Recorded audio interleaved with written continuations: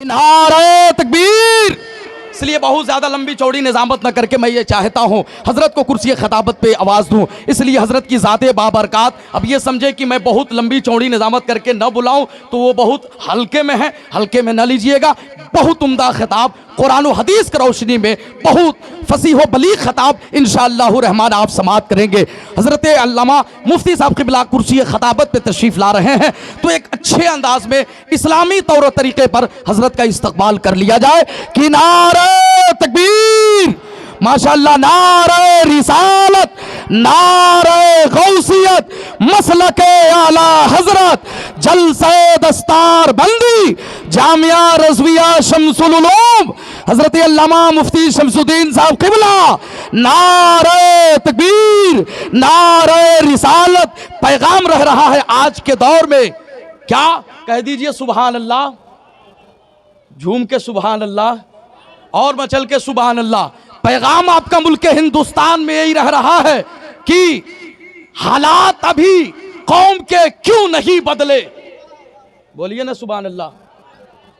आपका पैगाम यही रह रहा है कि दो जहां के राज हैं कुरान के अंदर, दो जहां के राज है कुरान के अंदर, मगर कि वो अफसोस वो बंद है जुस्तान के अंदर। और अभी कौम के हालात के तेवर नहीं बदले, शायद कुछ ही कमी रह गई है हमारे ईमान के अंदर, शायद कुछ कमी रह गई है हमारे ईमान के अंदर। हजरात, तो मुफ्ती साहब क़िबला कुर्सी खिताबत पे विराजमान हो चुके हैं। मैं गुजारिश करूंगा अपने भाइयों से, जो लोग सामने खड़े हैं आगे जगह खाली है, आकर के बैठ जाएं और मुफ्ती साहब क़िबला का उम्दा खिताब समात करें और खूब खूब बरकतें हासिल करें।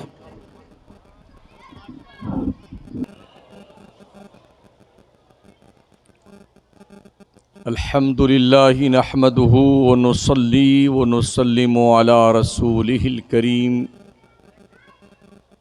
अम्मा बाद, फ़ाऊज़ु बिल्लाहि मिनश शैतानिर रजीम, बिस्मिल्लाहिर रहमानिर रहीम।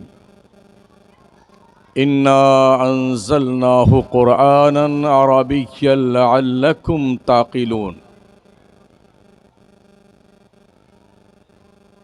वक़ाल अल्लाहु अज़्ज़ा व जल्ल अला मक़ामिन आख़र, इन्न हाज़ल क़ुरआन यहदी लिल्लती हिया अक़वम। सदक़ल्लाहुल अज़ीम। माइक वाले हज़रात अगर पैसा लेकर के आप आए हैं तो इसको ठीक कर दीजिए, और फ्री में आए तो कोई बात नहीं।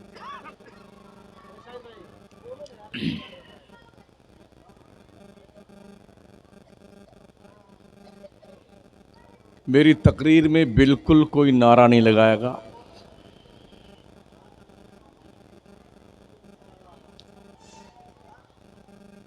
गौर से जो बातें की जाएं उसे आप समात फरमाएं।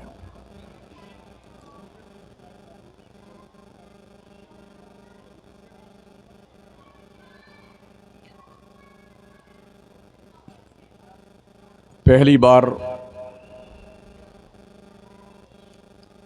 इस इलाक़े की सबसे कदीम और सबसे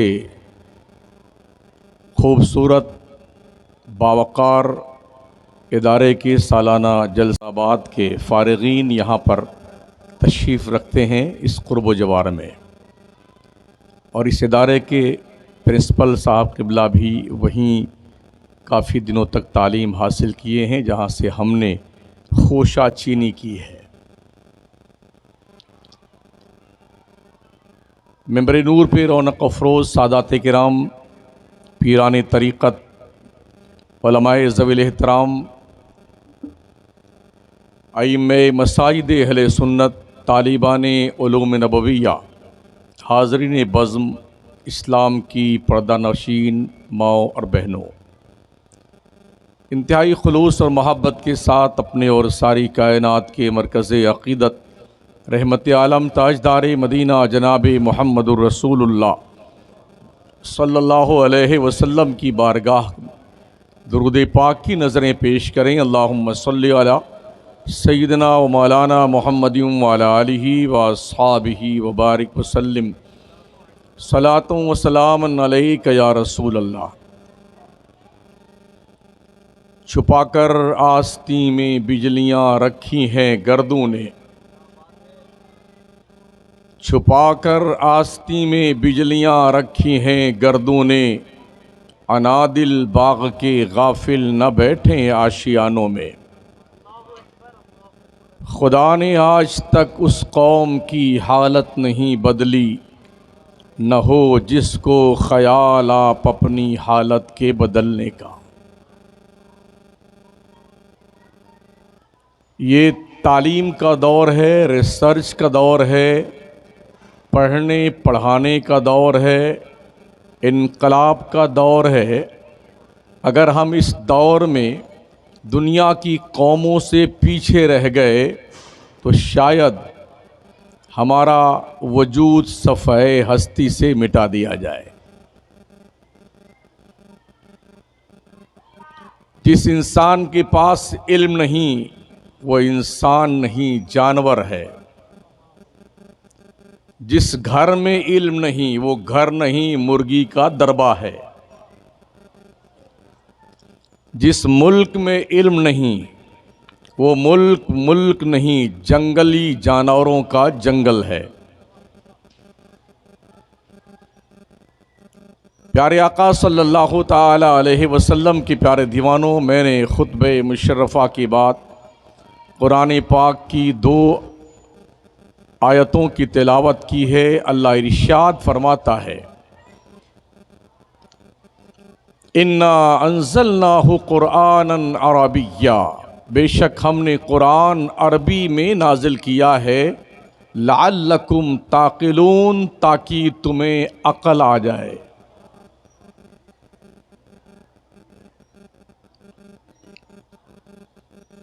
गोया जिसके पास कुरान का शऊर नहीं है वो इंसान तो हो सकता है मगर उसे अक्लमंद इंसान नहीं कहा जा सकता। तरक्कियात के तमाम तर दरवाजे अल्लाह करीम ने कदमैन मुस्तफ़ा से बांध रखे थे।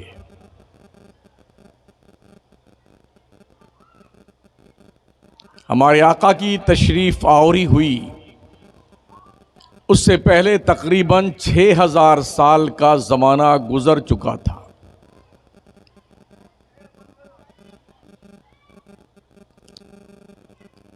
आज दुनिया तरक्की कर रही है ना, लोग कहते हैं वो ज़माना बहुत तरक्की कर रहा है। कोई हवाई जहाज़ से उड़ रहा है, कोई मिसाइल बना रहा है, कोई बम बना रहा है, जाने क्या क्या लोग कर रहे हैं। और मुसलमान सबकी इन ईजाद को देख करके बड़ा महवे हैरत, यार कैसे अक्लमंद लोग थे। ये फॉर्मूला मुसलमानों तुम्हारे पास है, तुम्हारे पास, जिसे कुरान कहा जाता है। मेरे आका के बेअसत से पहले आखिरकार दुनिया ने मिसाइल क्यों नहीं बनाया, लॉन्चर क्यों नहीं बनाई, आइटम बम क्यों नहीं बनाया, रॉकेट क्यों नहीं बनाया। मेरे नबी के ऐलान नबूवत से पहले पेट्रोल, डीजल, गैस और मादनियात के खजाने ज़मीन से क्यों नहीं निकाले। मेरे नबी के ऐलान नबूवत से पहले आसमानों पे तैरने वाले सितारों की उम्रों, उनके बचपन, उनके जवानी, उनके बुढ़ापे का तयन क्यों नहीं किया। मेरे आका की तशरीफ़ आवरी से पहले चांद पर प्लॉटिंग क्यों नहीं की गई। मेरे नबी के जलवागरी से पहले सूरज के शुआओं को गिरफ्तार क्यों नहीं किया गया। वजह यह थी इंसान तो थे मगर कुरान नहीं था। तरक्कियात के जितने सब्जेक्ट दुनिया में पाए जाते हैं वो कुरान में है। हैरत इस बात पर है जिस कौम के पास ये खजाना है वो कौम गूंगी, बहरी, अंधी, लूली, लंगड़ी, अपाहिज है। दुनिया कुरान पढ़ रही है, अंतरिक्ष में जा रही है। देंगे तो क्या कहते हैं सेठ लोग, आ जाना चंदा करने। चंदा लेने आना तब बताएंगे, अभी हमारे अब्बा की बख्शिश नहीं करवा रहे हो ना, आ जाना चंदा लेने के लिए। गोया कि हमारी कौम मदरसों को इसलिए देखना चाहती है कि बस ये मरे और मदरसे बख्शी करवाएं इनकी। ये मदरसे इस काम के लिए नहीं है, और ना कुरान महज इस काम के लिए है। अल्लाह फरमाता इन हाज़ल कुरान यहदी लिल्लती ही अक़वम, बेशक ये कुरान सारी दुनिया की हिदायत के लिए, रहनुमाई के लिए तशरीफ लाया है। पढ़िए ना कुरान। ओ दैनिक जागरण चाटने वालों, अमर उजाला की पूंछ पकड़ के बैठने वालों, कभी कुरान पढ़ लिया करो। सुबह उठो ना, कुरान की तिलावत कर लिया करो, 2-4 वरक उसका तर्जमा भी पढ़ लिया करो। तुम्हें पता तो चले तुम्हारा रब तुमसे कहता क्या है। बैठेंगे बेटे होटल में तो बुखारी से नीचे बात नहीं करेंगे, चाहे उसकी जियारत कभी ख्वाब में ना हुई हो। अगर पूछ ले कोई क्या बुखारी शरीफ आपने पढ़ा, नहीं सुना है मैंने। जितना कॉन्फिडेंस इनको अपने सुनने पे है, हमें उतना कॉन्फिडेंस अपने पढ़ने पे नहीं सुना है। अब बघाड़ते बैठ के होटलों पे बेटे, 4-5 चाय पिएंगे बैठे बैठे। अगर होटल में 15 आदमी बैठे हुए ना चाय की ढाबली पे, तो 15 में से 13 मुसलमान हैं। वहीं रख दीजिए, हाथ भी मिलाना पड़ेगा। ये बड़ी मजबूरियां हैं, इस मोहब्बत में जहमत ज्यादा हो रही है।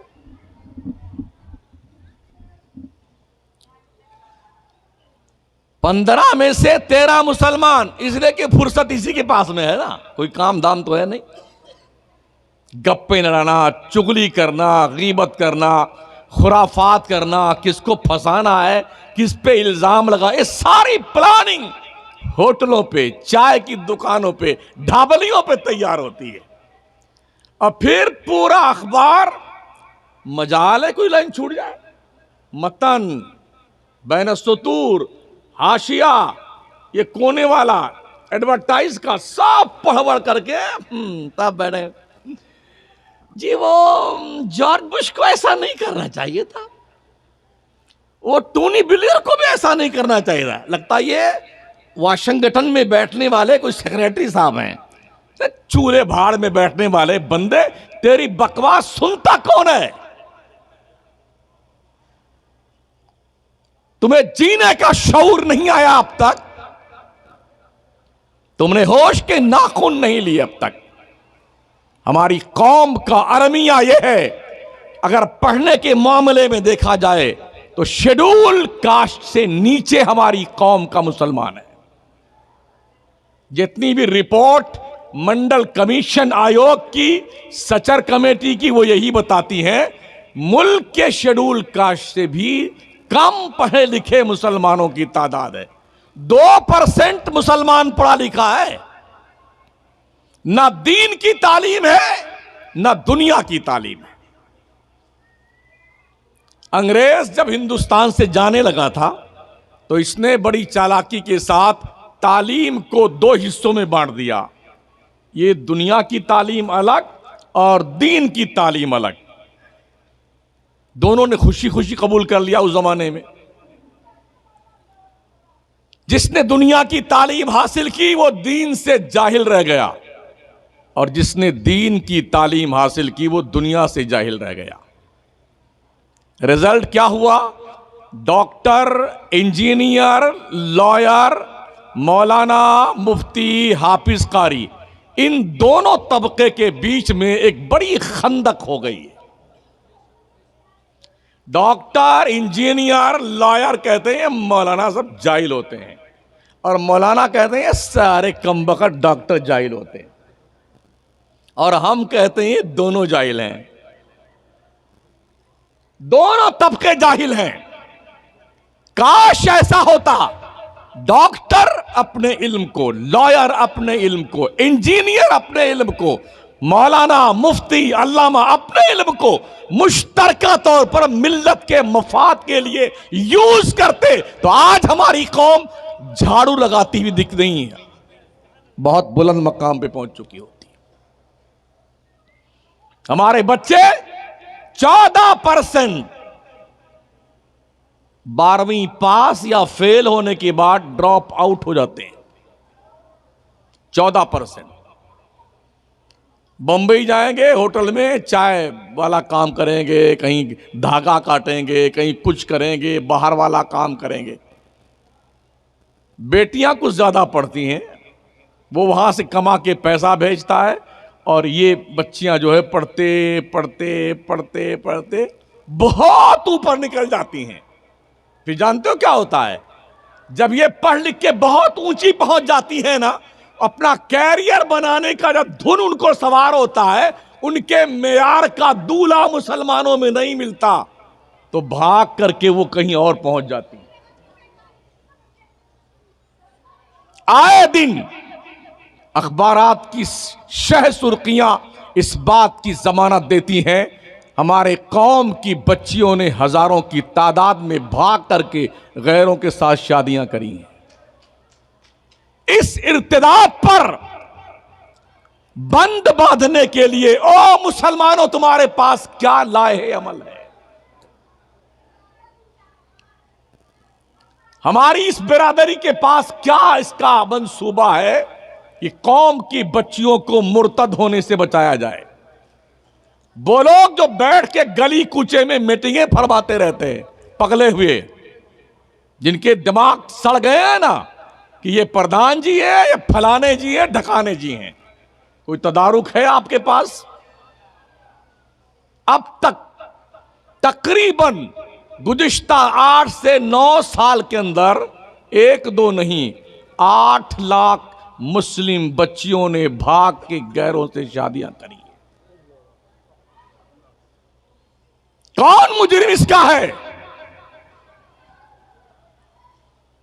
घरों का माहौल इतना बुरा हमारे है कि अल्लाह की पनाह। मां बाप को कोई फिक्र नहीं है। अगर हमने अपने घर में इस्लामी माहौल बर्पा नहीं किया, आने वाला हर दिन हमारी कौम की नाक कटवाने के लिए एक नई सुबह लेके आएगा।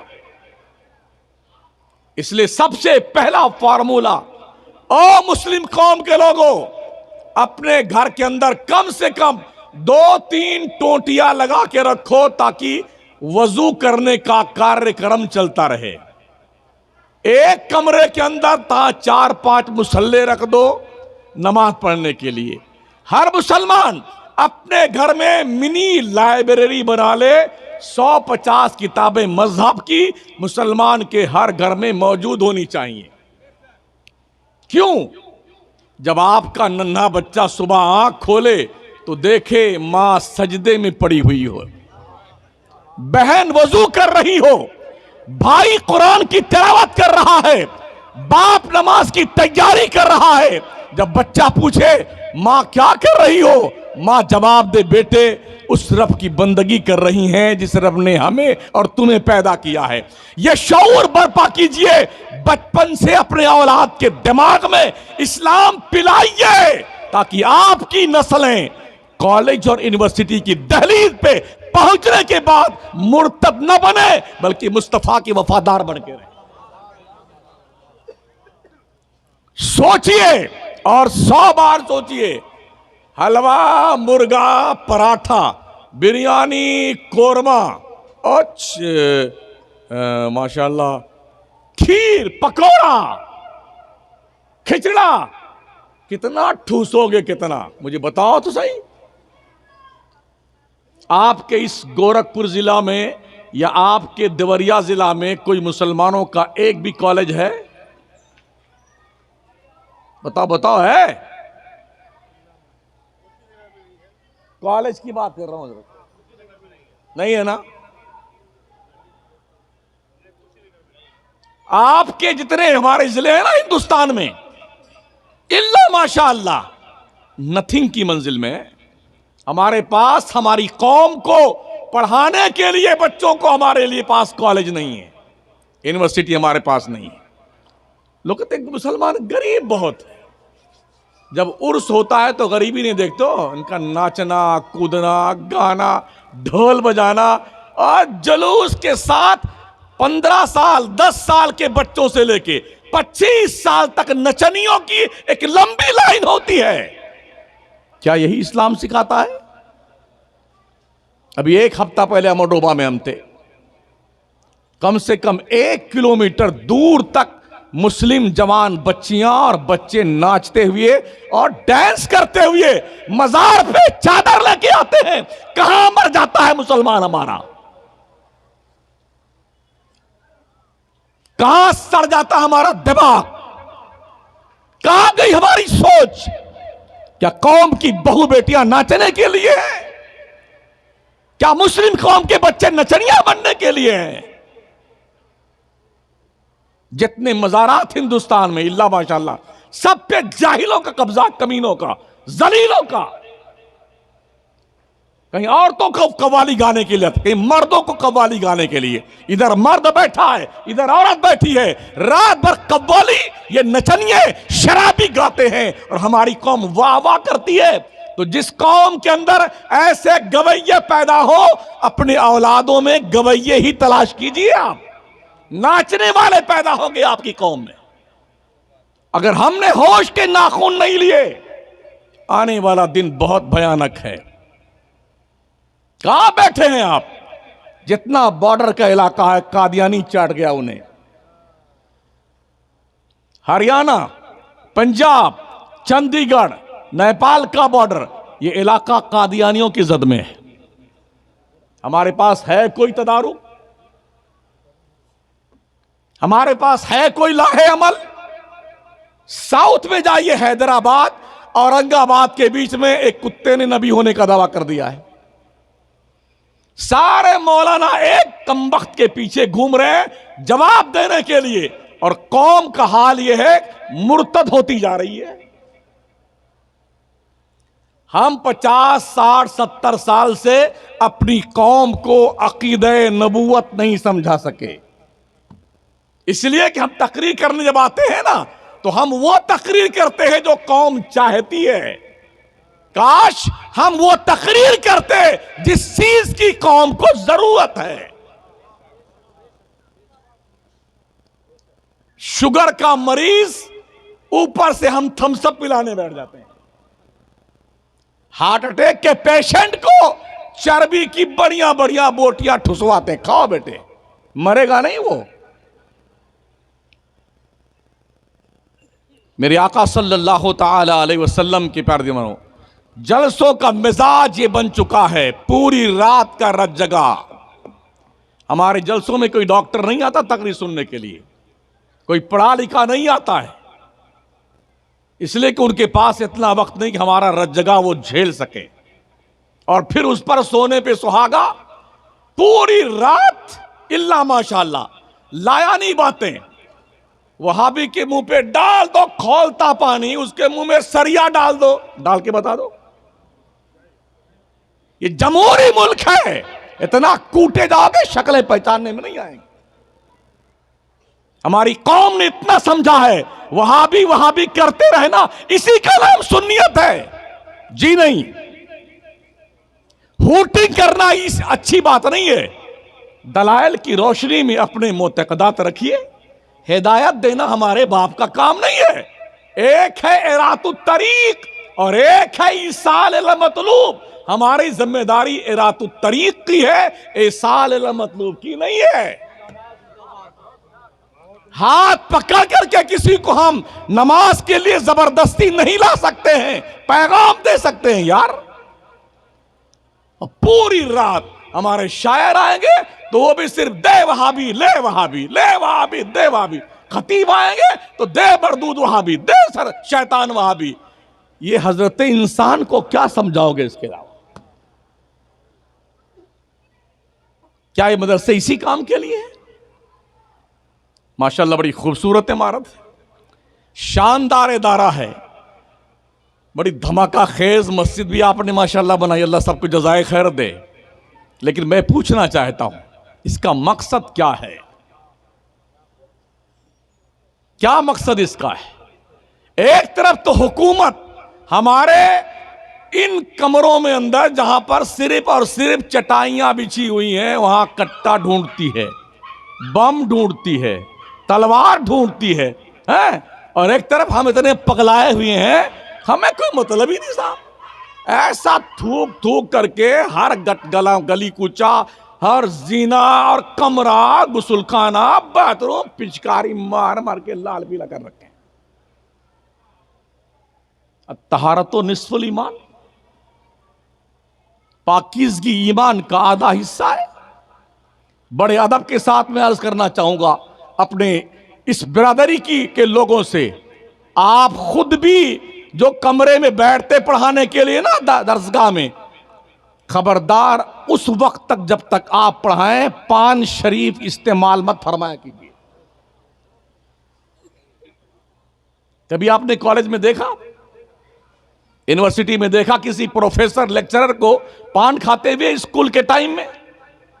सिगरेट पीते देखा? एक भी सिंपल नहीं बता सकते हैं आप। मोबाइल, ओहो, एक हाफिज के सर पर कम से कम 30-30 बच्चे होते हैं मदरसों में, और कह दो कमेटी से कि एक और ले आओ यार, इतना बैठता नहीं। अरे पैसा और लगेगा नहीं लगेगा? पैसा लगेगा। तो 25 बच्चे अगर एक हाफिज के सर पे थोप दिए गए हैं तो वो हाफिज नहीं बनेंगे। समझ रहे हो? एक हाफिज के क्लास में सिर्फ 12 बच्चे होने चाहिए। फिर क्या करते हैं वो जनाब मौलाना? बच्चा आया सुनाने के लिए, तो इधर लिए बैठे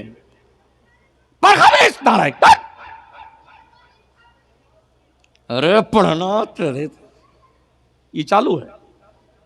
हर सदर मुदर्रिस की जिम्मेदारी यह है, जब मुदर्रिस आपके क्लास में दस्तखत करने आए उसका मोबाइल जमा कर लो। औकाते दर्स में मोबाइल का इस्तेमाल करना जायज नहीं है। मुफ्तियान इकराम बात कर सकते हैं इस सिलसिले में। इसलिए जिम्मेदारी हमारी बनती है, हम बच्चों को किस तरह शिक्षा दे रहे हैं ये सोचने का विषय है। ये मेहमान रसूल हैं, इनको खबीस मरदूद ये मत बोलो। इनके पैरों के नीचे जिब्रील पर बिछाते हैं। और कुछ तो ऐसे होते हैं, पकड़ लिया ना डंडा लेकर मार मार के। एक नाबीना हाफिज साहब थे, हमारे हजरात जानते हैं जो जामिया में पढ़ते थे, कारी बिलाल साहब, नाबीना थे वो। तो पहले ये हाल था कि माँ अब्बा जब लेके आते थे मदरसे में छोड़ने के लिए तो क्या कहते थे, हजरत गोश्त चमड़ा आपका है, हड्डी हमारी सिर्फ है। फिर तो मौज हो गई उनकी, हजरत की मौज हो गई। अब जब पकड़ लिया किसी को ना तो वो दे दनादन, देखते तो थे नहीं कहां लग रहा है, चाहे जहां सर फटे दांत टूटे कोई बात नहीं, पूरा मैदान साफ करके हाथ साफ करते थे। बच्चे मार से नहीं पढ़ते हैं, हुकूमत ने एक नया सिस्टम ला करके सामने रखा है, खेल खेल में बच्चों को पढ़ा दो। अगर बच्चों ने इस इदारे को बैतुल ज़र्ब समझ लिया ना तो यहां पढ़ने नहीं आएंगे। आपने देखा होगा जब मां अपने बच्चे को मदरसा भेजना चाहती है ना तो आधा घंटा वो पो पो रोता है। उसे पता है इतना मोटा डंडा रखा हुआ मौलाना अभी धुनाई करेगा कायदे से। अच्छा, इनको तरस भी नहीं आता है। अभी हुकूमत ने कानून बना दिया, अगर किसी को किसी बच्चे ने शिकायत कर दी ना अपने इस मार की तो ऐसे जेल में डाले जाओगे मौलाना लोगों, जल्दी जमानत नहीं होगी। प्यार से पढ़ाओ बच्चों को, मोहब्बत से, शराफत से। एक और बात मैंने देखी है, कॉलेज और स्कूल का स्टूडेंट पढ़ करके बड़ा अधिकारी बन जाता है, उस वक्त भी अपने उस्ताद का एहतराम करता है। मगर वो बात यहां नहीं पाई जाती हजरत, इल्ला माशाअल्लाह। यहां क्या होता है, अच्छा बहुत कुटाई की थी मेरी, अब पढ़ के निकले हैं तो कहीं फंस गए ना तो यूं के मिल गए राह में, तो देख लिया एक नजर, वरना फिर हसरते दीदार की ऐसी तैसी। हाँ हाँ उस्ताद हैं, कन्नी काट जाते हैं कहीं मुलाकात ना होने पाए। वैसे ही मदरसे माशाल्लाह बड़ी गुर्बत के दौर से गुजरते हैं। हमारे उस्ताद गिरामी कदर अल्लामा अलहाज मोहम्मद वसी साहब क़िबला वसीम सिद्दीकी वो फरमाया करते थे कि बच्चों ने एक बार अपने उस्ताद से शिकायत करी कि हज़रत रोज़ाना आलू ही खाने को मिलता है, रोज़ आलू की तरकारी, रोज़ आलू की तरकारी। हज़रत ये परेशानी कभी दूर होगी अब हमारी कि नहीं होगी? कहा बेटे जब तुम पढ़ाने लगोगे ना तो तुम्हारी परेशानी दूर हो जाएगी। अच्छा वो पढ़ाने चले गए बेचारे, फारिग होने के बाद तो बेचारा वहाँ भी आलू खा रहा था वो। तो एक महीने के बाद खत लिखा, उसमें एक शेर लिखा, जफाकारी सितमगारी जो पहले थी वो अब भी है, वही आलू की तरकारी जो पहले थी वो अब भी है। अल्लाह अल्लाह, मदरसों को आप गिरी नजर से मत देखो, ये रसूल अल्लाह का घर है, मस्जिद खुदा का घर है, मदरसे मुस्तफा का घर है। दावत इस्लामी की एक टीम साउथ अफ्रीका के एक इलाके में गई तो वहां के बच्चों से पूछा तुम लोगों ने कब से गोश्त नहीं खाया है? बच्चों का जवाब था 6 महीना हो गया हमने गोश्त नहीं खाया है। इल्म ऐसे नहीं आता है। बोले क्या खाते हो? कहा जंगल में एक घास उगती है, उस घास को हम काट के लेके आते हैं, उसी की सब्जी बना के खा लेते हैं। हम और आप सुबह मुर्गा, दोपहर में चिकन चिल्ली, शाम को मटन कोरमा, दिन भर पकौड़ा कचौड़ा दे दबादब तो शरीर भरते जाते हैं। आके देखो मदरसों में टूटी चटाई पर बैठकर पढ़ने वाले दीन के मुहाफिज कितनी गुर्बत के आलम में पढ़ते हैं। मदरसों में 5% बच्चे पढ़ने आते हैं, स्कूल कॉलेज में 95% बच्चे पढ़ने जाते हैं। और वो बच्चे पढ़ने आते हैं जो कहीं नहीं चलते, हजरत किसी मदरसे में नहीं। सब ने नकार दिया कि ये बच्चा हमारे यहां पढ़ने के लायक नहीं। तब बुलाएंगे अल्लामा खुश मोहम्मद साहब के पास, हजरत इसको यहीं डाल लीजिए, आप यहीं डाल लीजिए, ये माल कहीं नहीं चला, यहीं डाल लीजिए। अंदाजा यही है मदरसों में बच्चे पढ़ने कम आते हैं, पढ़ने ज्यादा आते हैं। तो डाल लीजिए हजरत इसको यहीं पे। ये भी एहसान देखें, और एहसान माने इन उलमा हुफ्फाज कुर्रा का, मंद बुद्धि का वो बच्चा जो किसी स्कूल में नहीं चलता ना, उसके दिल पर भी ये कुरान के 30 पारे की तहरीर लिख देते हैं। 30 पारा वो कुरान, लौ अंज़लना हाज़ल कुरान अला जबलिन लराइता खाशियम मुतसद्दियम मिन खशियतिल्लाह, जिसका बोझ पहाड़ बर्दाश्त नहीं कर सकता, वो मोमिन के बच्चे के एक नरम और नाजुक दिल ने बर्दाश्त कर लिया। हाफिज़े कुरान कोई मोटा तगड़ा नहीं होता है, एकदम दुबला पतला यूं टिटहरी के टांग की तरह। लेकिन अल्लाह अल्लाह, जो बोझ पर पहाड़ बर्दाश्त ना कर सके ना, वो बोझ एक मुसलमान का बच्चा अपने सीने पर बर्दाश्त करता है, कुरान के 30 पारे याद करता है। और जब वो स्कूल वाला मामला होता ना, लड़के को भेज देंगे डॉक्टर बन जाओ, इंजीनियर बन जाओ, उसके लिए तो गुड्डू की अम्मी सुबह 4 बजे जागेंगी माशाअल्लाह, नहलाना, धुलाना, कपड़े पहनाना, शूज पहनाना, और जी उसके अंदर जो सॉक्स पैक होता है उसको पहनाना, गले में फांसी का फंदा लगाना, और काजल सुरमा वगैरह वगैरह, मांग पार वार करके ढंग से, ओहो बेटा टिफिन लगाई, इसमें बढ़िया से आमलेट रखा बना करके, और घी में पराठा तल के रखा, चॉकलेट अलग से, टॉफी के बाद पैसा रख दिया बेटे, और स्कूल में खा लेना है बेटे।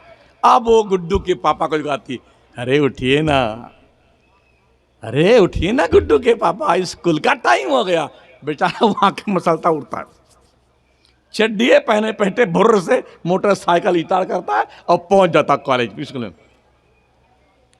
और जब उसका नंबर आता है ना बेचारा, जो कहीं नहीं चलता है, ना उसके लिए ढंग का कपड़ा है, पनियाइन फटी फटी है, नेकर फटा फटा है, असल कुरान 4 वरक पहले का गायब, 4 वरक पीछे का गायब, और मौलवी साहब का दिमाग चाट करना 2 घंटा, हमें फुर्सत तो मिले घर में। बेचारा री री करता निकला घर से ना, ये दोनों लाइन चालू है। मुशाहदा पेश कर रहा हूं, हाँ, ऐसा लॉजिक नहीं बताता जो बाउंसर जाए। ये तीनों 2 लाइन जारी है, ऐसे पहुंचता है, लगता हरा रोड लगा हुआ है इस पे।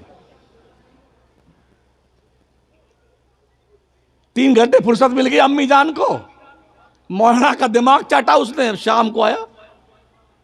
हाय हाय हाय, ओ लोगो, माँ और बापो, जब तुम मरने लगोगे ना और तेरी रूह तेरे गले में अटकेगी, तो तेरा डॉक्टर कहीं गुर्दा चोरी कर रहा होगा, तेरा इंजीनियर कहीं फर्जी दस्तखत करवा करके कोई प्लान पास करवा रहा होगा, और तेरा वकील काला काला कोट पहन के, काला काला कलम लेके काला काला काम कर रहा होगा, और वही लूला लंगड़ा, एक आंख छोटी एक बड़ी, दोनों नली बहने वाला, वही आएगा कुरान लेकर के, अल्लाह ये मेरी माँ है, ये मेरा बाप है, परवरदिगार अगर इसकी रूह निकलने का वक्त आ गया है, मौला आसानी से निकाल दे, मैं तेरा कुरान पढ़ के दुआ मांगता हूँ, मेरे मौला अगर इसकी मौत का वक्त नहीं आया है तो मेरे परवरदिगार इसे शिफा दे दे, जिसको तुमने कभी टॉफी नहीं दिया, ढंग का कपड़ा नहीं दिया, ढंग की किताब नहीं दी, तुमने पैसे नहीं दिए,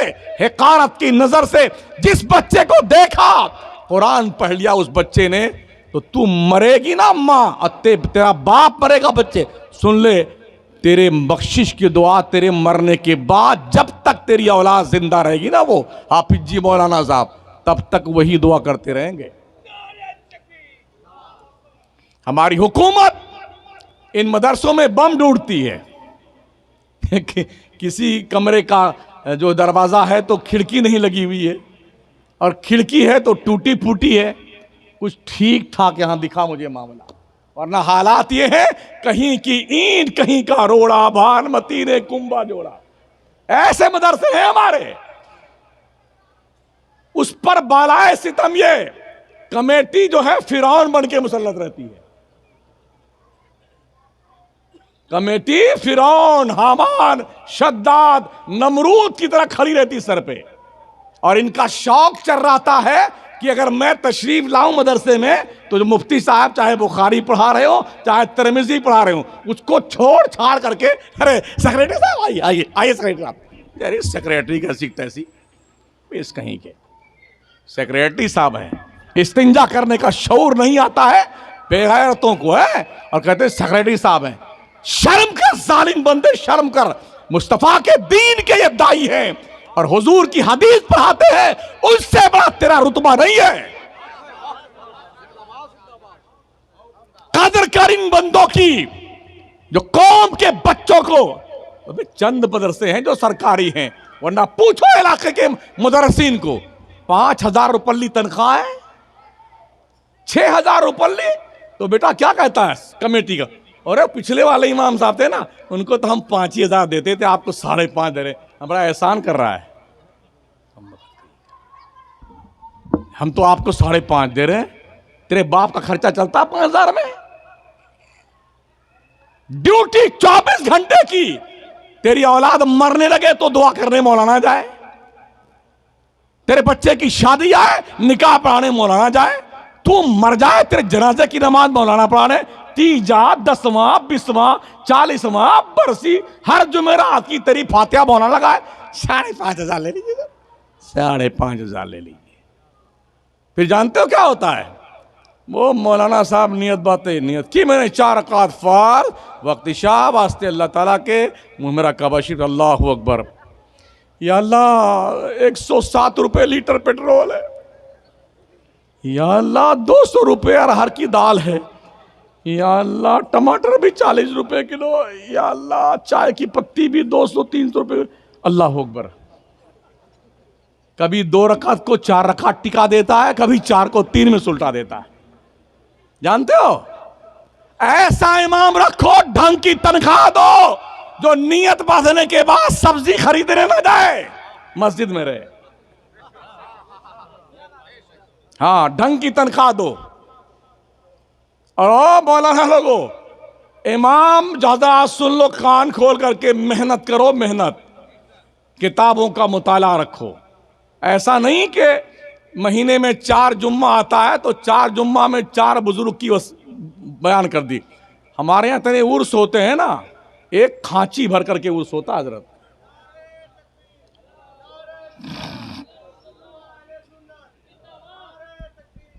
नारे तकबीर, नारे रिसालत, मसलके आला हजरत सैयद जुनैद मियां साहब क़िबला।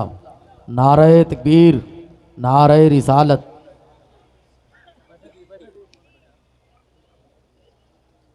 अगर 365 दिन पर आरास तकसीम किए जाएं, एक एक दिन में 50-50 उर्स आएंगे।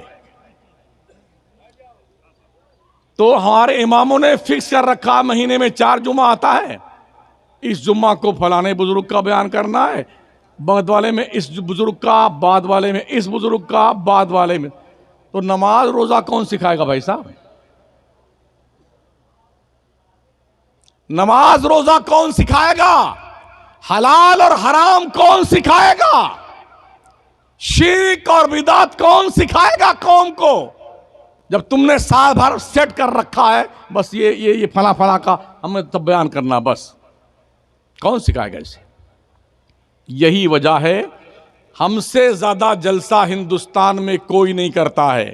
हम सुन्नियों से ज्यादा खरबों रुपए जलसों पे खर्च होते हैं। जितना जलसा हमारा होता है, उतनी ही हमारी कौम जाहिल है। वजह, हम वो तकरीर करते हैं जो कौम चाहती है। कौम को जरूरत किस चीज की है, वो तकरीर नहीं करते। मैं उर्स का मुखालिफ नहीं हूं, मगर उर्स है क्या?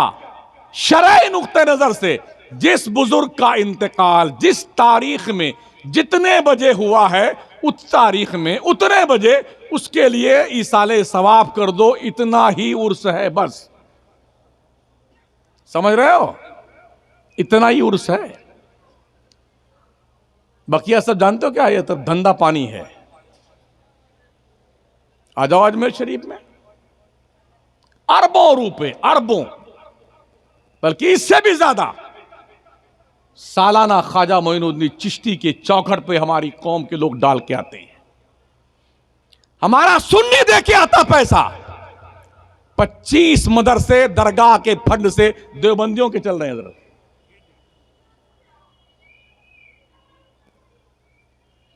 कुर्बो जवार में जितनी जमीनें हैं सब खादिमों की, बिल्डिंग, ओहो, हाई फाई होटल उनके।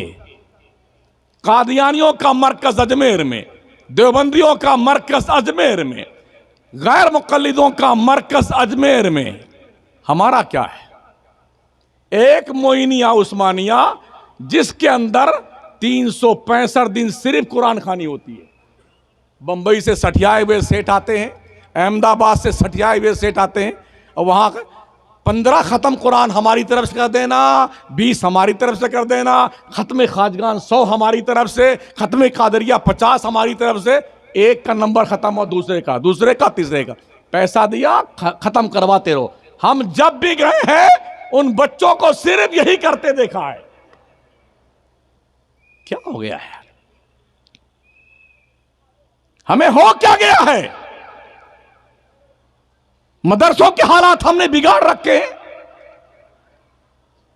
चूं कुफ्र का बाप बरखेजद कुजा बाशद मुसलमानी। 25-25 लाख रुपए, 30-30 लाख रुपए सरकारी मदरसों में। किसी मदरिस का अगर अपॉइंटमेंट होना है ना, तो 30-30 लाख रुपए हराम खोरों का एक व्यापार चल रहा है। आइंदा मत बुलाना, मुझे शौक नहीं चल रहा था खिताब करने का। क्या हरामखोरी है? हमने 50 लोगों को देखा है जिन बेचारों ने अपने घर के सारे जेवर अपनी खेती बाड़ी बेच करके इन जलीलों के थोपड़े पे पैसे डाले, उन मर्दूदों ने अब तक उनको रुला कर रखा हुआ है। लोगों में बहुत शमसुद्दीन बहुत जो है सख्त बोलता है, तो क्या आपको गोदी में खिलाएं? बड़ा अच्छा काम आप कर रहे हैं। आप ज़हनी तौर पर उलमा को प्रताड़ित करते हैं, तवक्को ये रखते हैं कि असहाबे सुफा के चबूतरे पे बैठ के दर्स देंगे। ये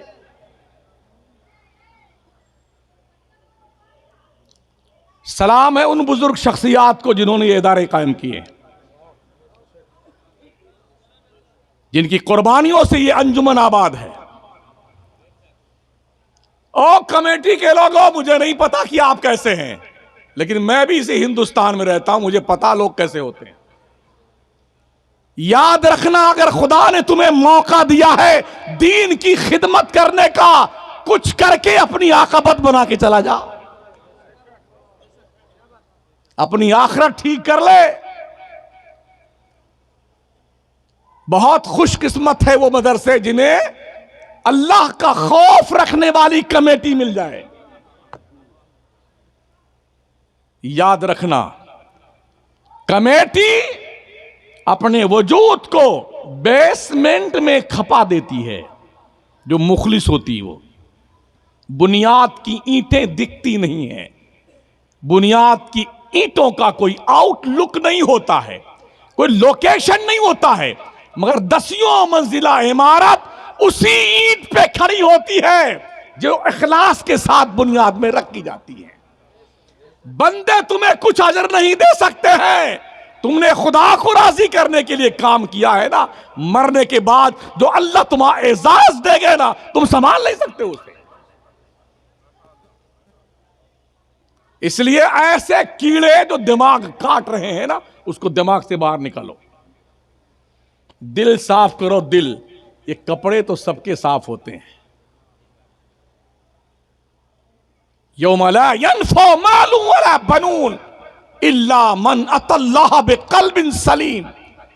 कयामत के दिन तुम्हारा माल, तुम्हारी औलाद तुम्हें कुछ फायदा नहीं देगी। फायदा क्या देगी? जो सलामती का दिल लेके गया। कपड़े पे गंदगी लग जाए ना, तो इसे साफ करने के लिए लिक्विड चाहिए होती है। आला मंगाया जाता है, नींबू का रस निचोड़ा जाता है, घासलेट के कतरे टपकाए जाते हैं, तब कहीं जाकर के दाग धुलता है। जिस तरह से कपड़े गंदे होते हैं ना, ऐसे दिल भी गंदा होता है। दिल को धुलने के लिए किस लिक्विड की जरूरत है?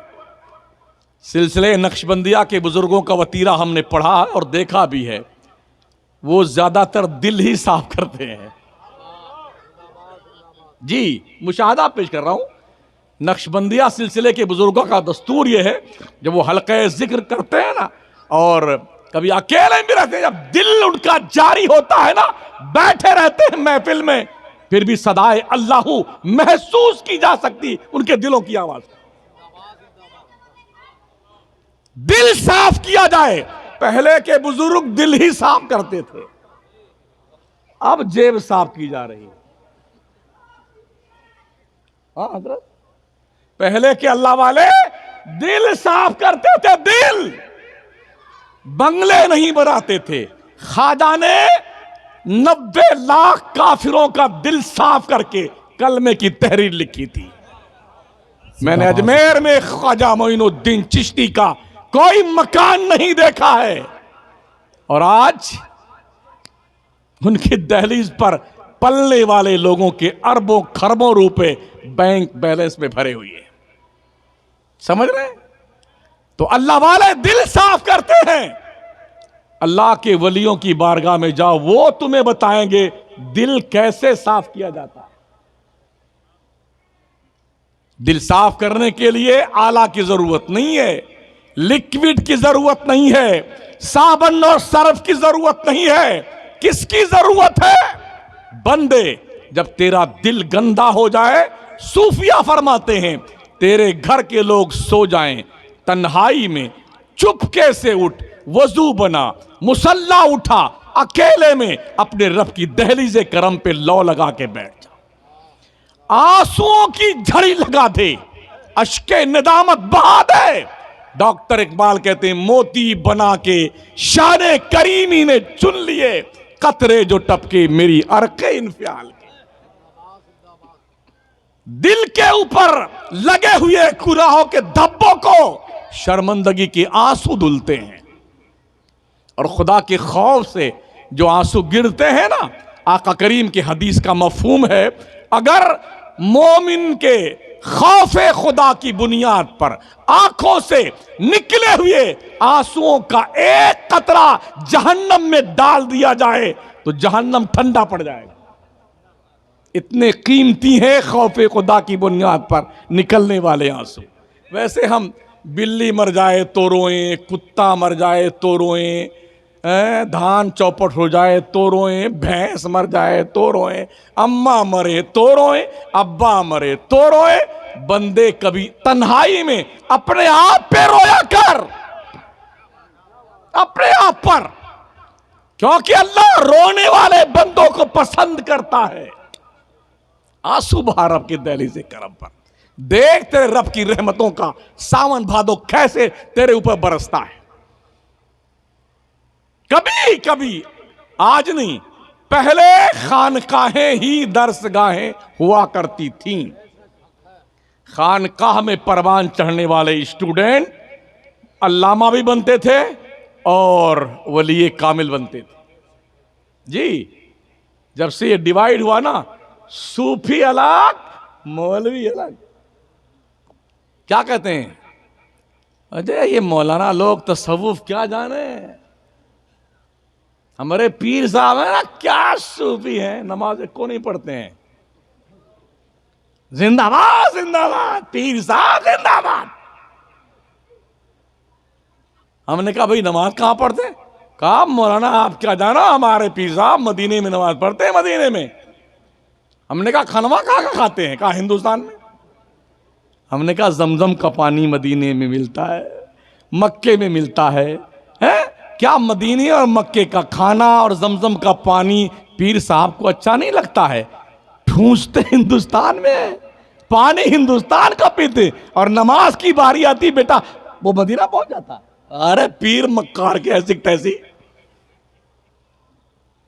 बरेली के कलंदर इमाम अहमद रजा ने फरमाया, सुन लो, शरीयत, तरीक़त, मार्फत, हकीकत, ये एक ही जंजीर की कड़ियां हैं। समझ रहे हैं? जिस तरह से दूध, मक्खन, दूध, दही, छाछ, मक्खन, घी, बगैर दूध के दही नहीं मिल सकता, बगैर दही के मक्खन नहीं मिल सकता, बगैर मक्खन के घी नहीं मिल सकता। ऐसे ही बगैर शरीयत पे चले तरीक़त की मंजिल गायब, तरीक़त के बाद मार्फत की गायब, मार्फत के बाद हकीकत, पहले शरीयत, पहले शरीयत, पहले शरीयत। शायद लोग इसीलिए आला हजरत को वली नहीं मानते, इसीलिए नहीं मानते ना लोग, वो तो मौलाना थे, अल्लामा थे, बस किताबें लिखी उन्होंने, वली नहीं मानते लोग। किसको मानते हैं?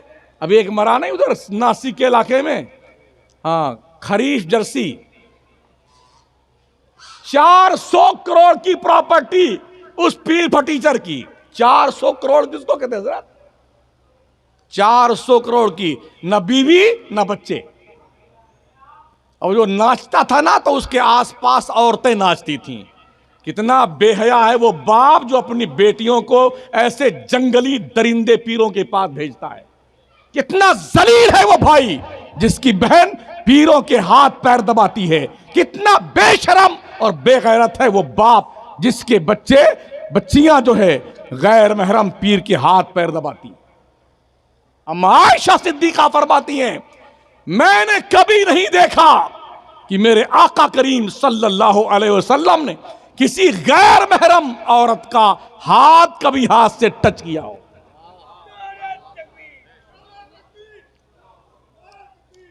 मुस्तफा करीम सल्लल्लाहु ताला अलैहि वसल्लम के पास सुधारो अपने आप को। अभी हम देख रहे हैं बहुत सारे पीरों को जब मुरीदाबाद में जाते हैं ना, जवान जवान लड़कियों को गले मिलाते हैं, उनकी पेशानी चूमते हैं।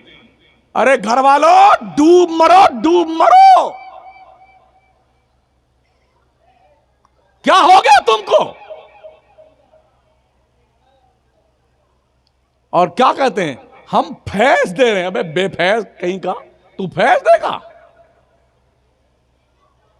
तो मरदूद वहां जो नाचता था ना नासिक में, 400 करोड़ की प्रॉपर्टी, न बीवी न बच्चे, और दावा क्या था, 150 साल की जिंदगी हमारी है, उससे पहले नहीं मरेंगे।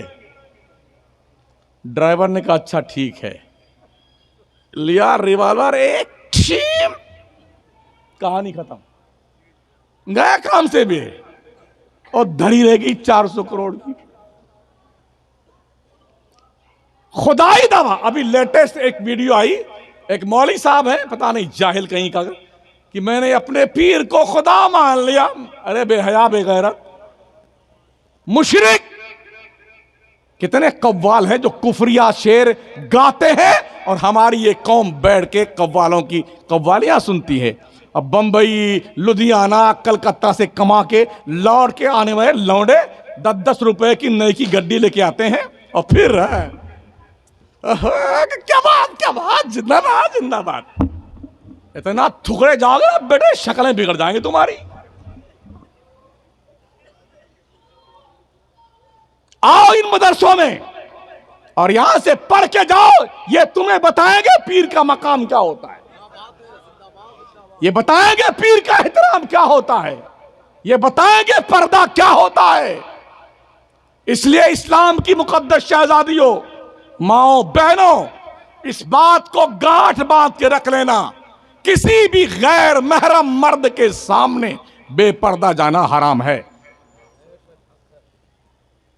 और किसी भी पीर फकीर के हाथ पैर दबाना अशद्द हराम है।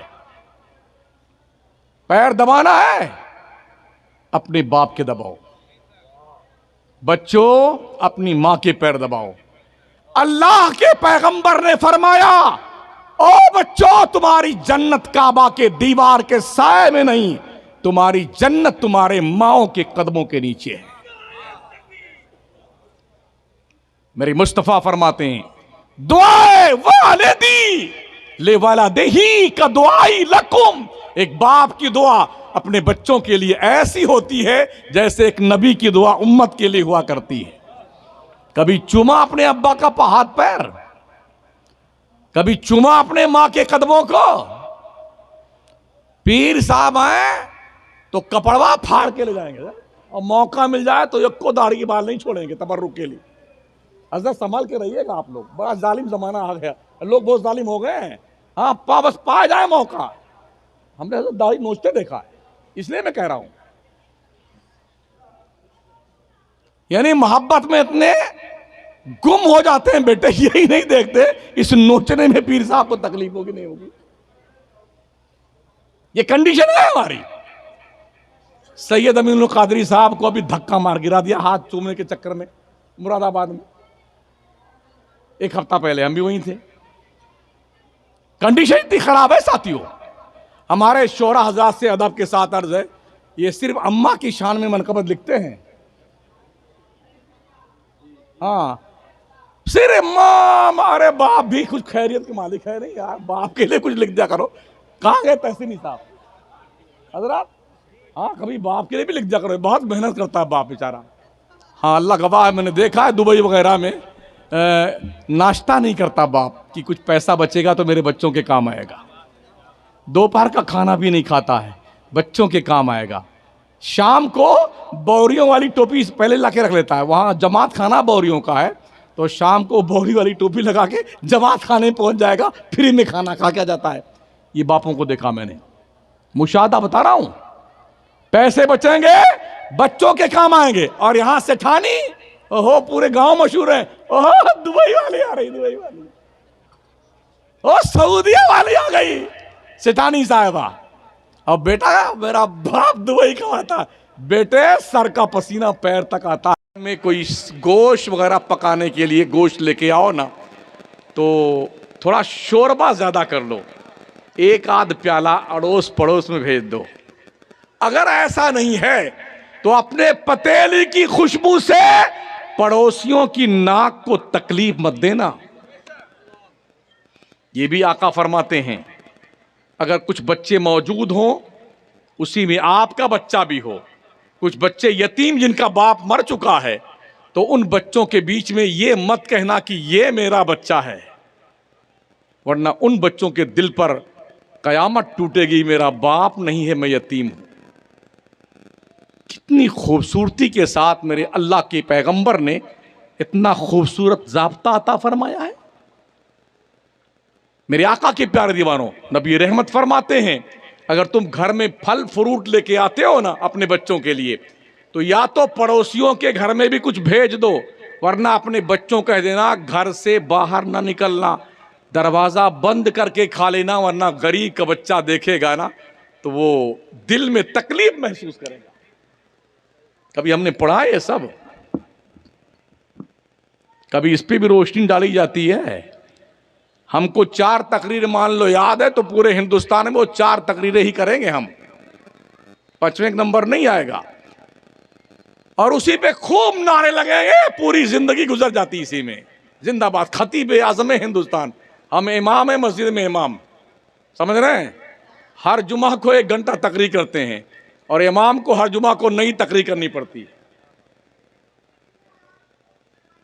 हम पूरे मुल्क में जाते हैं, आप 5 मिनट पहले मुझे बता दीजिए मुझे किस पे बोलना है, हम बोलेंगे उस पर।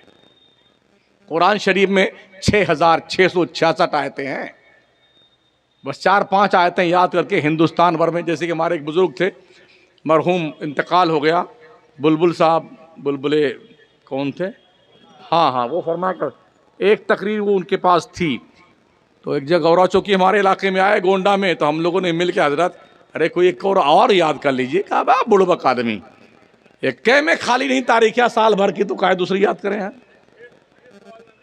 है ना हजरत? हाँ देखिए, हाँ 21 फुर्सत नहीं है, तो क्या होगा साथियों? हमारी काम बहुत खुश है।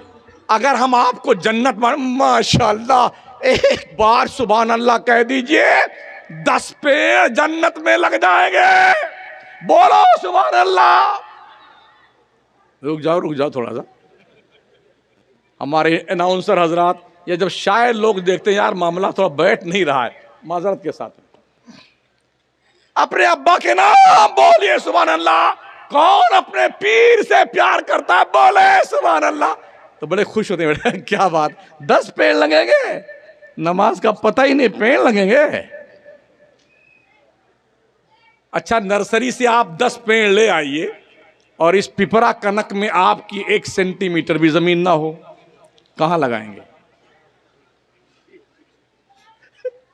अरे पेड़वा लगाने से पहले जन्नत में जमीनिया तो खरीद लीजिए भाई साहब, जमीन तो ली नहीं। और हमारे नाथखा हजरात और हमारे नकीब हजरात, अब बोलिए 10 पेड़ लगे टकाटक आपके, कहीं नहीं लगने वाले। हाँ, इस चक्कर मत रहना, पहले जमीन खरीद बंदे। और सुन, ये जो मस्जिदें हैं ना, मस्जिदें ये जन्नत की क्यारी हैं। कल हश्र के मैदान में अल्लाह इन मस्जिदों को जन्नत में उठा के रख देगा।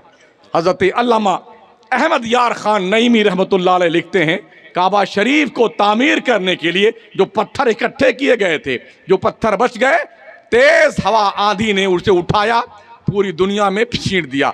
जहां बड़का पत्थर गिरा वहां जामा मस्जिद बनी, जहां छोटका पत्थर गिरा वहां छोटी मस्जिद बनी। ये मस्जिदें जन्नत में रखी जाएगी, तो इसमें आते जाते रहा करो, मस्जिदों से रिश्ता बना के रखो। ये मस्जिदें जब जन्नत में जाए, अर्ज करे मौला जो मेरे अंदर आते थे उन्हें भी भेज दे, उन्हें भी भेज दे तेरे जिक्र खैर करने के लिए। तो मस्जिदों में आते जाते रहा करो।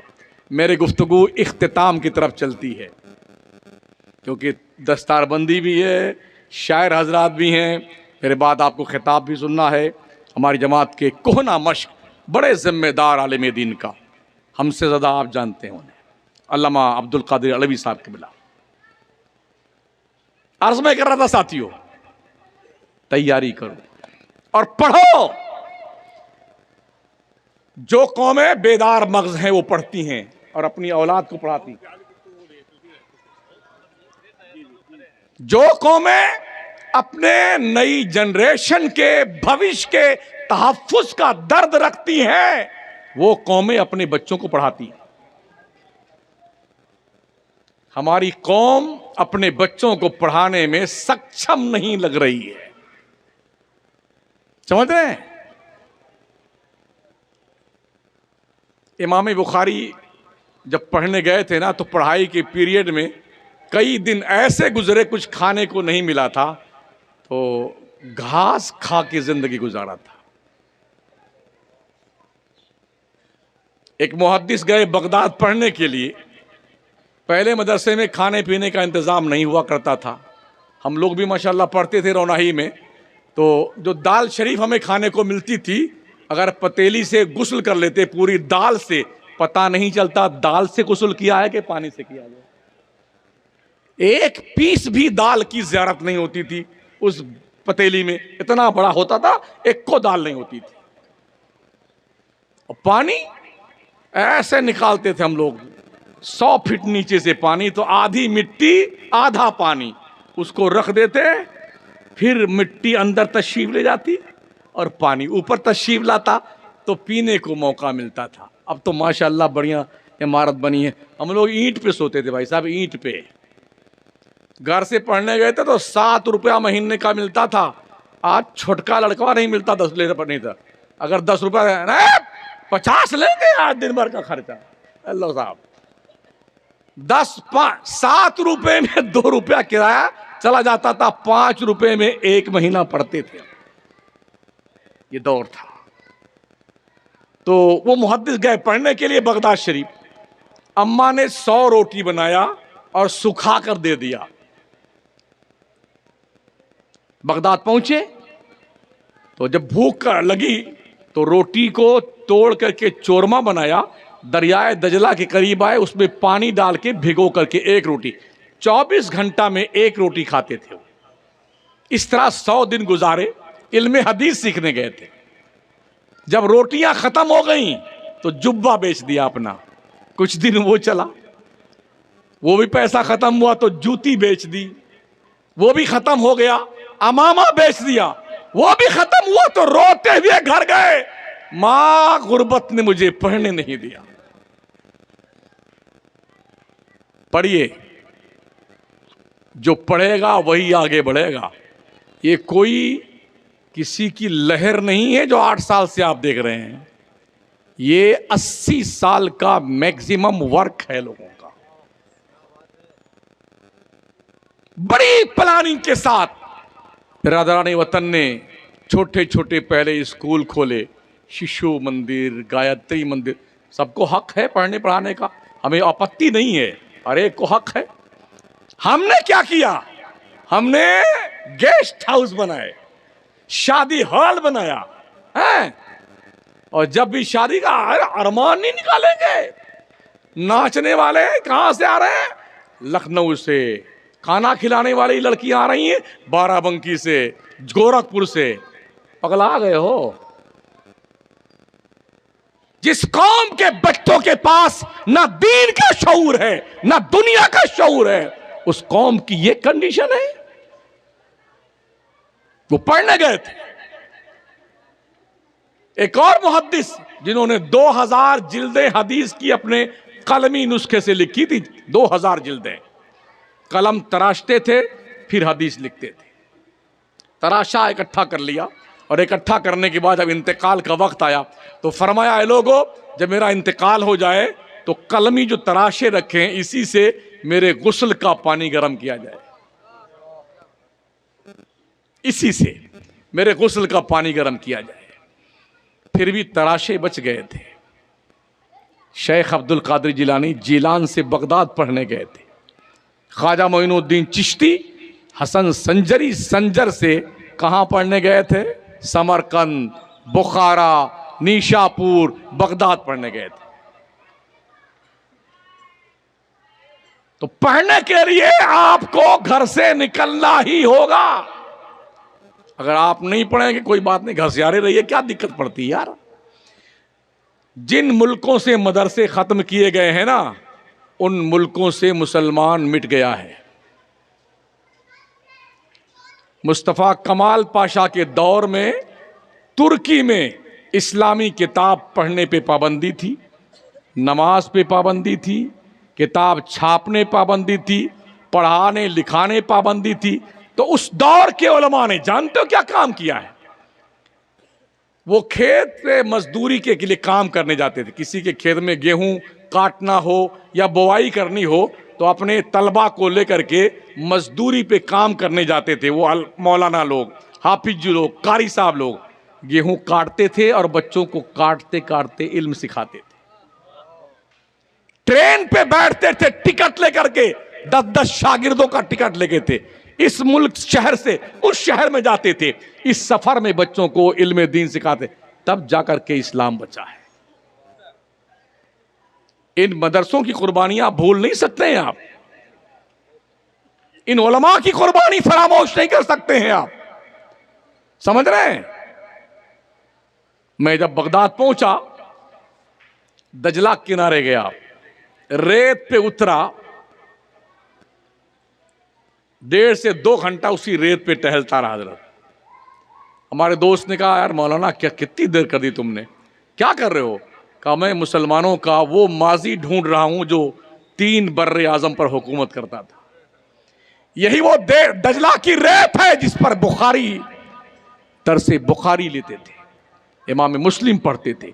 बहलुल दाना जिस रेत पर जन्नत बना के बेचते थे। हजरत मारूफ करखी जिस रेत पर कुरान पढ़ते थे, जिस रेत पर जुनैद बगदादी पढ़ा करते थे, सिर्री सख्ती पढ़ा करते थे, हजरत बशर हाफी पढ़ा करते थे, जन्नून मिस्री पढ़ा करते थे, शेख अब्दुल कादिर जीलानी पढ़ा करते थे, हमारे इमाम आजम अबू हनीफा पढ़ा करते थे। उन रेत के जर्रों पे घूमते रहे। जब किनारे आए, यकीन नहीं आएगा आपको, कम से कम नहीं तो 10 ट्रक शराब की बोतलों से लाद दिए जाएं। आज का बगदाद ऐसा तबाह किया गया पूरे मुल्क को। आज यूरोप की मंडी लगता है बगदाद, जिसे मदीनतुल औलिया कहा जाता है। शराब की इतनी दुकानें शायद किसी यूरोपियन मुल्क में हो जितनी दुकानें बगदाद के साहिले दजला पर वाक़ हैं। हम मुसलमान हैं, आज मुसलमान शराब भी पीने लग गया है। बेहाई, बेशर्मी, जुआ, सट्टा, जाने क्या क्या। और इंडिया पाकिस्तान का मैच शुरू हो जाए ना, नमाज रोजा सब गायब, कमरा उमरा बंद करके, खिड़की बंद करके बैठेंगे। मैं अभी अहमदाबाद में था 2 महीना पहले, मैच चालू था, वटवा में गया तो मैंने कहा, यार मौलाना क्या इस मोहल्ले के सारे मुसलमान मर गए? कहा नहीं, मरे वरे नहीं है। हमने फिर क्या हुआ? बोले आज वो इंडिया पाकिस्तान का मैच है। जिस दिन इंडिया और पाकिस्तान मैच खेलते हैं ना, तो पाकिस्तानी क्या सोचता, आज हिंदुस्तान को हम फतेह कर लेंगे, और हिंदुस्तान के आज हम पाकिस्तान को फतेह कर लेंगे। क्या क्या लॉजिक है यार। कुछ ऐसे पगलाए हुए लोग मिले ना घर में अपने, टेलीविजन पे देख रहे हैं और अगरबत्ती सुलगाए हुए हैं। अरे बेटा चौका लगा ना, चौका, अरे छक्का मार बेटा फरीदी। अगर उसी वक्त मलकुल मौत एक चौका लगा दे फिर कैसा रहेगा? कैसा रहेगा? ऐनमा तकूनु युद्रिकुमुल मौत वलौ कुंतुम फी बुरूजिम मुशय्यदा। मौत तुम कहीं भी चले जाओ, उसका आहिनी पंजा तुम्हारे गले को दबोच कर रूह लेके जाएगा।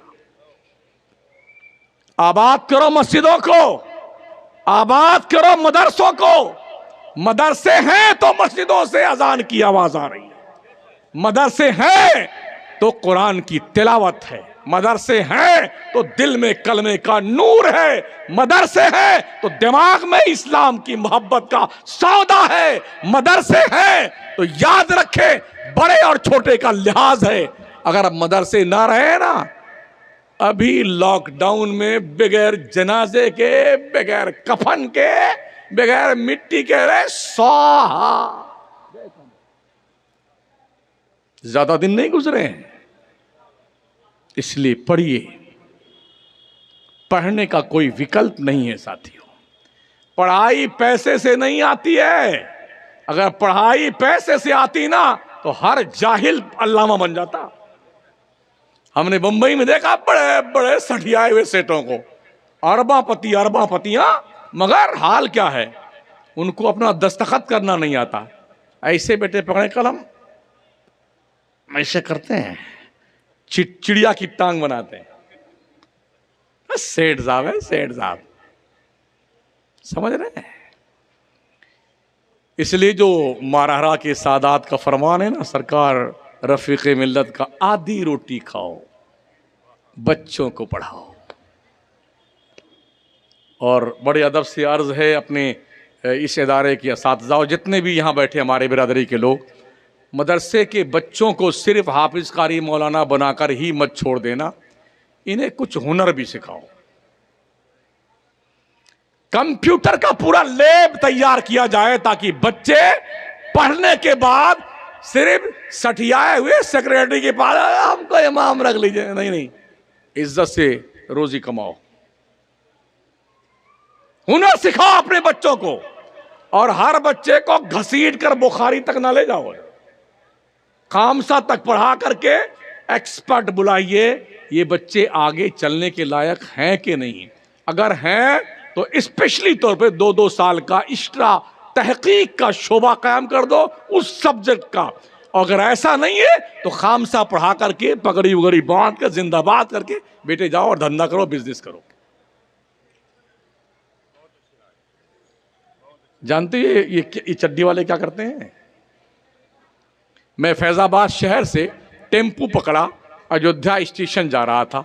इत्तेफाक से वो टेम्पू वाला देवबंदी ग्रुप का था। वो मैं बिल्कुल ये बड़की टोपी कभी कभी लगाते हैं, इसको ना छोटकिए लगाए रहते हैं। उसने समझ कोई आम आदमी होगा ही, तो फैजाबाद से उसने शुरू किया। अयोध्या पहुँचते पहुँचते कम से कम 10 हदीसें मुझे सुनाई उसने। जरा आम आदमी 10 हदीसें। जब मैं उतरने लगा तो मैंने कहा यार बड़े चालाक आदमी हो तुम। कहा कैसे है भाई? कहा यार मैं तो एक पढ़ा लिखा आदमी हो, तुमने कितने सुन्नियों को गुमराह किया होगा। और झट से गाड़ी में हज़रत ऐसी कोई बात नहीं है। हमारे सुन्नियों के पास क्या है? हमारी कौम ने ये ठेका उलमा को दिया, आप जानो, आपका काम जाने, हम तो छुट्टे साण हैं। ये हमारी कौम का मिजाज है। इस्लाम के पैगंबर ने इल्म को इतना सस्ता कर दिया है ना। पहले तो इल्म कान में पढ़ा, पंडित जी कान में पढ़ाते थे, कोई दूसरा ना जाए। यहूदी कान में पढ़ाता था, ईसाई कान में पढ़ाता था। मगर मेरे मुस्तफ़ा तशरीफ लाए ना तो इल्म को इतना आम कर दिया जैसे हवा और पानी, एकदम क्लियर। पहला मदरसा दारे अरकम, पहला मोहतमीम अबू बकर सिद्दीक, पहला मुदर्रिस मोहम्मदुर रसूलुल्लाह। जानते हो उस मदरसे में मक्का का उमर भी पढ़ता था, हबशा का बिलाल भी पढ़ता था। उस मदरसे में मक्का का उस्मान भी पढ़ता था, ज़ैद बिन हारिसा भी पढ़ता था। सुफ़ा के चबूतरे वाले मदरसे पे हजरत अली भी पढ़ते थे, फारस का सलमान भी पढ़ता था, रूम का सुहैब भी पढ़ता था। इतना सस्ता और इतना आम कर दिया इल्म को मेरे मुस्तफा ने, घर घर इल्म फैलाया गया। आप क्यों नहीं करते ऐसा? आखिरी बात अर्ज कर दूं साथी, हमारे उलमा को चाहिए हक बोलना शुरू करें। रोजी अल्लाह देता है। हाँ, ये भूल जाना कि सेक्रेटरी साहब, सदर साहब, खजांची साहब अगर इन्हें निकाल दिया तो रोजी कहाँ मिलेगी? जो अल्लाह चींटियों को रोजी देता है, कीड़े मकोड़ों को रोजी, ऐसे ऐसे कीड़े अभी तशरीफ ला रहे हैं, सरसों कट रही है ना, अगर दूरबीन से उनकी जियारत फरमाना चाहे ना तब भी उनके रुखे ज़ेबा को आप नहीं देख सकते। इतने छोटे छोटे जर राई का दाना, उससे भी छोटा कीड़ा है, अल्लाह उन्हें भी रोजे देता। हम तो माशाल्लाह 6 फीट के हैं, क्या अल्लाह हमें रोजी नहीं देगा? जो कीड़ों को, मकोड़ों को, चरिंदों को, परिंदों को, दरिंदों, इसलिए ये दिमाग से भूत निकाल दो। रोजी का जामिन अल्लाह है, उसका ऐलाने वाला शान, वमा मिन दाब्बतिन फिल अर्द इल्ला अल्लाह रिज़्क़ुहा व यअलमु मुस्तक़र्रहा व मुस्तौदाहा कुल्लुन फी किताबिन मुबीन। अल्लाह रोजी का जामिन है। इमाम मालिक रहमतुल्लाह ताला अलैह, उन पर 3 खुलफा के ज़माने में जुल्म हुआ। मकसद ये था कि ये मौलाना हमारी हाँ में हाँ क्यों नहीं मिलाते। आज भी बेटे जो सठियाए हुए सेठ होते हैं ना, वो इसी चक्कर में रहते हैं, मौलाना जो मैं कहूं वही आपको हाँ हाँ कर रहा है, वही करना है आपको। ये हर दौर में रहा है। तो इमाम मालिक को क्या किया, कोड़े मारे गए, हाथ बांध करके पैर बांध करके उनको गधे बिठाया गया, और बिठाने के बाद बच्चों का एक झुंड लगा दिया गया। कहा पूरे शहर में इसको घुमाओ और बोलो ये पागल है, पागल है, पागल है। इमाम मालिक को जब घुमाया जाने लगा, शहर की गलियों से गुजरे, तो जानते हो क्या फरमाया, मन यारिफुनी फहुआ यारिफुनी व मन लम यारिफुनी फारिफ अना मालिक इब्न अनस। जो मुझे पहचानता है वो पहचानता है, जो नहीं पहचानता वो पहचान ले, मैं मालिक इब्न अनस हूं। मैं जो कल फतवा देता था वही फतवा आज भी देता हूं। हमारे इमाम आजम अबू हनीफा का जनाजा जेल से निकाला गया, 7 साल जेल में थे। किस जुर्म की पादाश में? बादशाह के हाँ में हाँ नहीं मिलाया। तो इस्लाम अगर जिंदा है तो मदरसों से जिंदा है, मुसलमान जिंदा है तो मदरसों से जिंदा है। शायद इसीलिए मदरसों बड़ी गहरी नजर है। इसका कागज कहाँ है, मौलाना का कागज कहाँ है, जमीन का कागज कहाँ है, कार्रवाई का कागज कहाँ?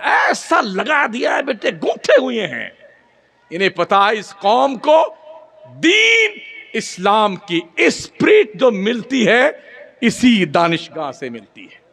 इसलिए ये नजरों में है, इन्हें जिंदा रखिए मुसलमानों, ताकि तुम जिंदा रहो। थोड़ी कड़वी, थोड़ी खट्टी, थोड़ी मीठी, ये सब लगा करके मैंने सुनाया है।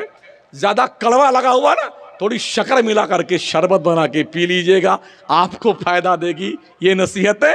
यार जिंदा सोहबत बाकी। अस्तगफिरुल्लाह रब्बी मिन कुल्लि ज़ंबिन व अतूबु इलैह। ला इलाहा इल्लल्लाह मुहम्मदुर रसूलुल्लाह। अस्सलामु अलैकुम व रहमतुल्लाह।